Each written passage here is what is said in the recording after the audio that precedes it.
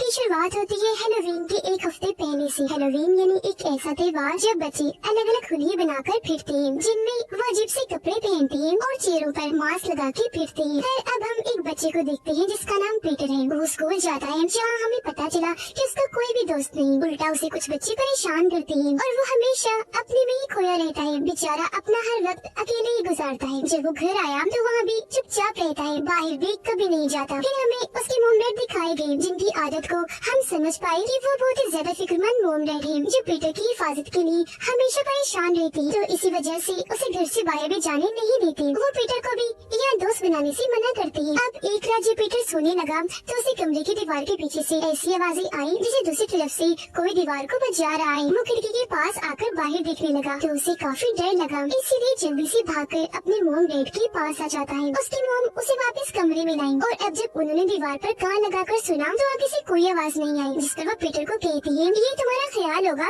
और कुछ नहीं, इस बारे में इतना ना सोचो और सो जाओ। अगले दिन पीटर जब स्कूल गया तो आज उनकी नई टीचर आई थी। वो जब पीटर को देखती है तो ये महसूस करती है कि वो डरा सहमा बैठा है, तो उसके साथ जुड़ने की कोशिश करती है क्योंकि जाहिर है वो टीचर थी जो अपने स्टूडेंट को संभाल सकती है। अब रात को घर पर जब पीटर अपने मोम डैड के साथ खाना खा रहा था तो उनको कहता है कि हेलोवीन आ रही है तो मैं भी बाहर जाना चाहता हूँ और ट्रिक और ट्रीट गेम खेलना चाहता हूँ क्योंकि बाकी बच्चे भी वहाँ जाएंगे। अब ये सुनकर उसकी मोम साफ साफ मना कर देती है कि नहीं, तुम कहीं नहीं जाओगे। जिस पर यहाँ उसके डैड एक हादसे के बारे में बताने लगते हैं कि जब पीटर तुम पैदा भी नहीं हुए थे तो इसी टाउन की एक बच्ची हेलोवीन की रात को ट्रिक और ट्रीट गेम खेलने के लिए निकली थी, पर अचानक वो लापता हो गई और बस तभी से हम उस हादसे की वजह से डरे हुए हैं। यही वजह है कि तुम्हें बाहर कहीं भी जाने नहीं देती। सारी बातें सुनने के बाद पीटर अपने कमरे में आ जाता है सोने के लिए, जहाँ दिखाया गया कि कोई कमरे की दीवार को दूसरी तरफ से इधर की तरफ पुश कर रहा है, इन्हें धकेल रहा है क्योंकि वहाँ से दीवार बाहर उभर रही थी। जिसके साथ ही पीटर को वहाँ से एक लड़की की आवाज सुनाई देने लगी जो उसका ही नाम बार बार पुकार रही थी, पीटर पीटर इधर आओ मेरे पास, मेरी बात सुनो, मदद चाहिए। जो सुनकर तो वो बहुत ज्यादा डर जाता है और चिल्लाने लगा। उसकी आवाज सुनकर पीटर के डैड वहाँ आए। वो जब दीवारों को चेक करते हैं कान लगाकर तो सब नॉर्मल ही था, कोई भी आवाज नहीं आ रही थी। और आज रात फिर से वो पीटर को समझाकर बहलाकर सुला देती है। हालांकि पीटर अभी भी काफी डरा हुआ था। अगले दिन उसके डैड सारी दीवारों के आगे चूहों को मारने वाला जहर डाल देते हैं और पीटर को कहने लगे कि शायद दीवारों के उस पार चूहे हैं जो शोर कर रही हैं, जहर से मर जाएंगे तो फिर तुम्हें आवाज नहीं आएगी, इसलिए मेरा बच्चा अब तुम्हें डरने की कोई जरूरत नहीं है। अगले दिन पीटर जब स्कूल में था तो आज उनकी नई टीचर बच्चों से ड्राइंग करवा रही थी। पीटर यहाँ अपने कमरे की ड्राइंग बनाता है। उसने घर जैसी दीवार बनाई थी और उस पर लिख दिया था हेल्प मी, यानी मेरी मदद करो। एक बच्चा भी बनाया था जो वो खुद था। तो अब उसकी ये ड्राइंग देखकर टीचर काफी फिक्रमंद हो जाती है कि वो मदद क्यों मांग रहा है, इसीलिए वो अगले ही दिन पीटर के घर गई ताकि जान सके कि सब ठीक तो है। जहाँ टीचर की मुलाकात पीटर की मोम से हुई, जिन्हें टीचर का घर तक आना पसंद नहीं आया। वो उससे अच्छे से बात नहीं करती, कहती है कि पीटर थोड़ा अजीब बच्चा है, कुछ भी सोचता रहता है और फिर उसकी ड्राइंग बना देता है। तो इस सिलसिले में आप परेशान न हो और घर तक तो बिल्कुल भी मत आइएगा। फिर उसकी मोम गुस्से में पीटर के पास आई और ड्राइंग दिखाते हुए पूछने लगी कि ये क्या है, तुमने हेल्प मी क्यों लिखा, आखिर तुम किससे मदद मांग रहे थे और क्यों। जिससे पीटर झट से बोल देता है मोम मदद वो मांग रही है न कि मैं। अब ये वो कौन थी इस बारे में हमें जल्द पता लगने वाला है। यहाँ उसकी मोम इस बात पर ज्यादा ध्यान नहीं देती और उसे समझाती है कि फजूल मत सोचा करो, तुम्हारे ये उल्टे सीधे ख्याल हमें मुश्किल में डाल देंगे। जो कहकर वो यहाँ से चली गई। अब रात को पीटर जब सोने की कोशिश कर रहा था तो दीवार के पीछे से दोबारा लड़की की आवाज आई, जिससे पीटर कहता है कि मैं जानता हूँ तुम असली नहीं हो, सिर्फ मेरा ख्याल हो। इस पर वो लड़की जवाब देती है कि नहीं, मैं हूँ असली, लेकिन कुछ खास मकसद नहीं है मेरा, बस तुमसे दोस्ती करना चाहती हूँ, लेकिन अगर तुम चाहती हो कि मैं यहाँ से चले जाऊँ तो मैं चली जाऊंगी। जिस पर पीटर उसे ना जाने का कहकर यही रोक लेता है क्योंकि उसका कोई दोस्त नहीं था और ये लड़की तो उसे दोस्ती करने की बात कर रही थी। अगले दिन पीटर जब स्कूल में था तो आज सारे बच्चे पंपकिन यानी कद्दू पर हेलोवीन की ड्राइंग्स बना रही थी। पीटर ने भी अपने पंपकिन पर काफी अच्छी और साफ ड्राइंग की थी, जिसे देखकर वो बहुत खुश हो जाता है। लेकिन तभी एक शरारती लड़का वहाँ आया और पीटर को परेशान करने के लिए पाँव मार मार कर उसका पंपकिन तोड़ देता है, जिस वजह से वो बहुत ज्यादा दुखी हो गया। घर जब आया तो रात को अपने बिस्तर पर लेट कर रोने लगता है, जहाँ तभी वो लड़की उसे तसल्ली देती है, कहने लगी कि परेशान ना हो, ऐसा एक दफा मेरे साथ भी हुआ था, तुम मत रो और अपना बदला लो। उसके बाद पीटर पर असर कर गई, इसलिए अगले ही दिन स्कूल जाकर वो उस शरारती बच्चे को धक्का मारकर सीढ़ियों से गिरा देता है। और क्योंकि वो काफी ऊपर वाली सीढ़ी से गिरा था तो इस वजह से उसकी टांग टूट गई। घर आने पर जब उसकी मोम डैड को पीटर की इस हरकत का पता चला तो वो काफी परेशान हो गई, ये सोचकर कि इसमें इतना गुस्सा भरा है। लेकिन उसके डैड को ये हरकत अच्छी नहीं लगी, तो सजा देने के लिए वो पीटर को बेसमेंट में ले जाकर वहीं बंद कर देती है। उसके डैड जब बंद करके चले गए तो वो वहाँ काफी बड़ा पिट यानी गड्ढा देखता है। इसे फिलहाल जाली से बंद किया हुआ था, लेकिन उसके अंदर एक बालू पड़ा था। अगले दिन पीटर की टीचर जब अपने घर पर थी तो वहाँ उनसे मिलने स्कूल के प्रिंसिपल आए, जो टीचर को कहती है कि आपको ऐसे उनके घर जाना नहीं चाहिए था। उन्हें काफी बुरा लगा है। इस पर टीचर जवाब देती है कि मुझे पीटर की फिक्र थी इसीलिए मैं गई, और मुझे तो उसके मुंह में काफी अजीब लगी। इस पर प्रिंसिपल कहती है कि अगर आपको उसकी फिक्र है तो हम यही स्कूल तक ही रख लेंगे, उनके घर नहीं जाना। उनके जाने के बाद टीचर सारे बच्चों के टेस्ट चेक करती है, और क्योंकि पीटर की फिक्र तो उन्हें पे नहीं थी तो टेस्ट देने के बहाने वो उनके घर जाती है, जहाँ वो तो बेसमेंट में बंद था। लेकिन ये बात टीचर को पता नहीं थी। यहाँ उसकी मोम डैड टीचर से बात करती है और हम उसके डैड का बड़ा ही अजीब बर्ताव नोटिस कर पाते हैं। वो हाथ में हथौड़ी लेकर घूम रही थी, उनकी बाजू पर चोट लगी हुई थी जिससे बहुत तेज खून निकल रहा था। पूछने पर वो बताते हैं कि मैं चीजों को ठीक करने का मुरम्मत का काम कर रहा था, बस ये चोट तब लग गई। अजीब बात ये थी कि उन्होंने पीटर का स्कूल भी छुड़वा दिया था। अब रात को मोम पीटर को बेसमेंट से बाहर निकालकर उसे अच्छे से खिला पिलाकर सोने के लिए भेज देती है। वो जैसे ही गई अकेले उधर पीटर दीवार के पास आया और वहाँ खटखटाने लगता है। तो वो लड़की फौरन आई और उससे बात करने लगी। कहती है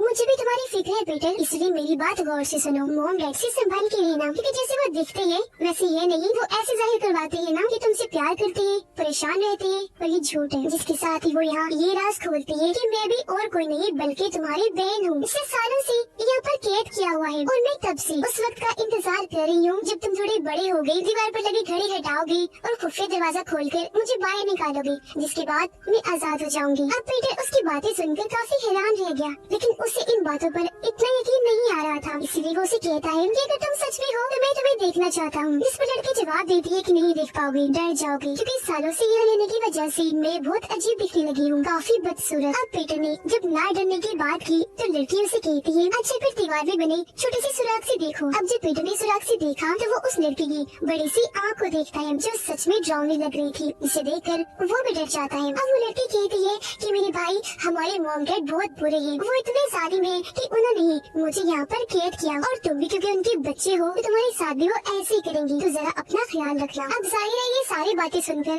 पीटर काफी घबरा गया। उसे पता नहीं था कि मेरी बहन है ये झूठ बोल रही है। वो इस अनजान ताकत और अनजान आवाज की बातों से बस परेशान हो गया था, इसीलिए उसे अपने मॉम डैड के बुरे होने के सपने आने लगे, जैसे वो उसे डरा रही है, नुकसान पहुँचाना चाहती है। पर हर बार जब भी पीटर डरकर जागता था तो उसकी मॉम आकर उसे संभाल लिया करती थी और हमेशा उसे समझाती रहती थी। अगले दिन जब अपने कमरे में लेटा था तो लड़की उससे बात करती है, कहती है मॉम डैड को तुमसे कोई काम है लालच है, और जब तुम उनके किसी काम के भी नहीं रहोगी तो वो तुम्हें भी उठाकर या कैद कर देंगे या मारकर दफन कर देंगे। और अगर तुम्हें यकीन नहीं आ रहा तो सहन में जाओ और जमीन खोदकर खुद ही देख लो। अब जब पीटर ने जमीन खोदकर देखा तो वहाँ उसे किसी का स्केलेटन एक ढांचा मिला। इसमें लड़की पीटर को बताती है कि सालों पहले एक बच्ची हैलोवीन की रात ट्रिक और ट्रीट गेम के लिए हमारे घर आई थी। मैंने उससे मदद मांगना चाहिए, लेकिन फिर ही मॉम डैड ने पकड़कर उसे मार दिया ताकि वो बाहर जाकर मॉम डैड का राज सबको न बता दे कि वो कैसे माँ बाप हैं, और आइंदा से मैं भी किसी से मदद ना मांगू, जिससे हम समझ पाए कि सालों पहले जो बच्ची गायब हुई थी वो आखिर गई कहाँ थी। अब इन सारी बातों की वजह से पीटर अपने टीचर को कॉल करता है मदद के लिए, क्योंकि वो अपने ही मॉम डैड से डर चुका था। लेकिन कॉल दूसरी तरफ से उसकी मुंह उठा लेती है और टीचर को फोन करने से मना करके उस पर गुस्सा करने लगती है। वो जब कमरे में आई तो उन्हें भी दीवार पर बनी सुराख के बारे में पता चल गया। वो काफी डर गई, घबराती हुई कहने लगी कि आखिर उस लड़की ने पीटर से क्या कहा होगा। अब अगर कुछ भी गलत हुआ तो हमारे बच्चे के साथ ही होगा, जो हम नहीं चाहते। अब यहाँ ये बात समझ से बाहर थी कि अगर इस लड़की को मॉम डैड ने दीवार के पीछे कैद किया तो यहाँ पीटर की मॉम उससे इतना क्यों डरेंगे। फिर वो घबराई रहती है। रात को लड़की पीटर से बात करती है, कहने लगी कि मैंने मॉम डैड को बात करते हुए सुना है, उन्होंने फैसला किया है कि वो तुम्हें भी मार देंगे। जब तुम्हें जल्द कुछ करना होगा ताकि ऐसी मॉम डैड से तुम्हारी जान छूट जाए। थोड़ी देर के बाद पीटर टेबल पर बैठकर अपने मॉम डैड के साथ खाना खा रहा था, जहाँ उसके डैड को अचानक ही अजीब सा महसूस हुआ। सूप का जायका भी उन्हें बदला सा लग रहा था। वो ये भी नोटिस कर लेती है कि पीटर तो कुछ भी नहीं खा रहा, इसलिए घबराते हुए उससे पूछते हैं क्या किया तुमने। इसमें वो जवाब देता है ज्यादा कुछ नहीं, बस आपने मेरी बहन को दुख दिया, तकलीफ पहुंचाई, तो बस उसका बदला लिया। ये सुनकर उसके डैड काफी चौंक गए क्योंकि सारा माजरा समझ गए थे और फौरन उन्हें खून की उल्टियाँ होने लगती हैं। असल में पीटर ने उस लड़की के कहने पर मोम डैड के खाने में जहर मिला दिया था, जिससे उसके डैड तो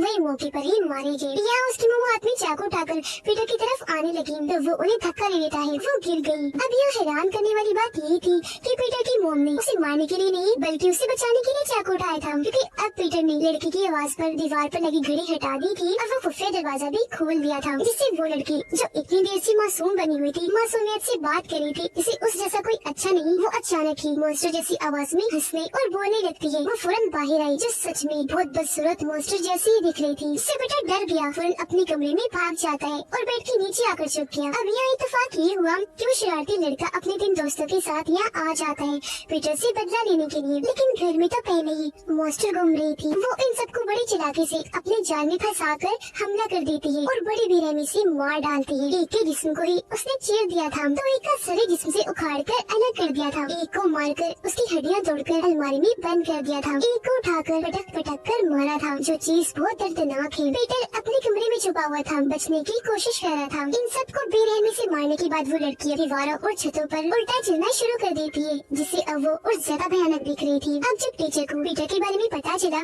तो वो काफी फिक्रमंद हो गई और उसकी मदद के लिए उसके ही घर आ रही थी। अब पीटर जब बेड के नीचे छुपा हुआ था तो बेड के ऊपर वो मॉन्स्टर बैठी हुई थी, जो अब यहाँ अपनी कहानी बताने लगी।